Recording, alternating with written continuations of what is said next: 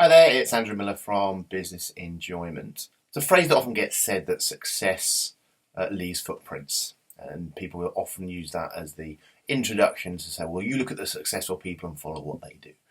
And I get that kind of makes sense. Of course, we've all got our own personal definition of what success means, and normally the people that get looked at are the millionaires, the multimillionaires, the billionaires, and these are the things that we look to for the clues. But of course, we don't really hear about the personal cost that's come them achieving this so-called success.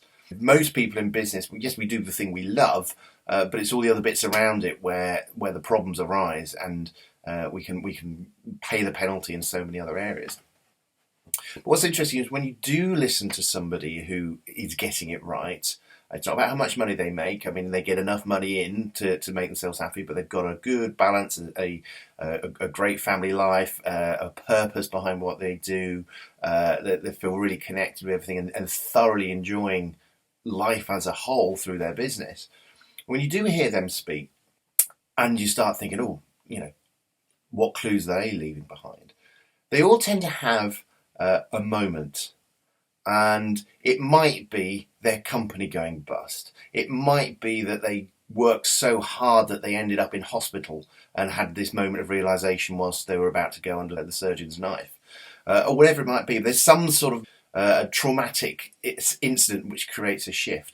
And they look back at it and they will say, that was the best thing that ever happened to me. Nearly dying was the best thing that ever happened to me. My company going bust was the best thing that ever happened to me, because it made me sit up and realise what was truly important, which is great.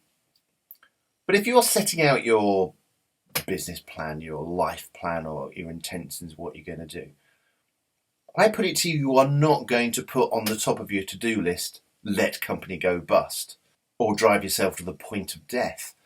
These are not things that you're going to structure. And yet, if that's the only way that we need to realise that we need to be doing something differently, then we're a kind of a vicious cycle that needs changing. And that's one of the purposes behind Business Enjoyment for me. How do we get people to get that realisation that they need to do things in a different way without having to go through that traumatic situation? Without having their company going bust, without having to have a third heart attack before they change their ways.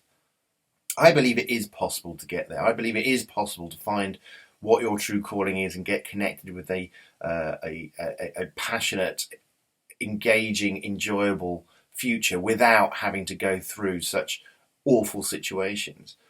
Of course, it still requires someone to make the step to want to find it and what drives that. But I do believe it is possible. It's a challenge, but it is a challenge that I'm prepared to take on. So I'm interested, who agrees with me? Who thinks that it is possible to find a way of getting everything you want without having to go through such a traumatic event? Or do you believe that we need to have these cathartic moments to fully realise what's going to happen? Otherwise, we will never make the changes that we have to do.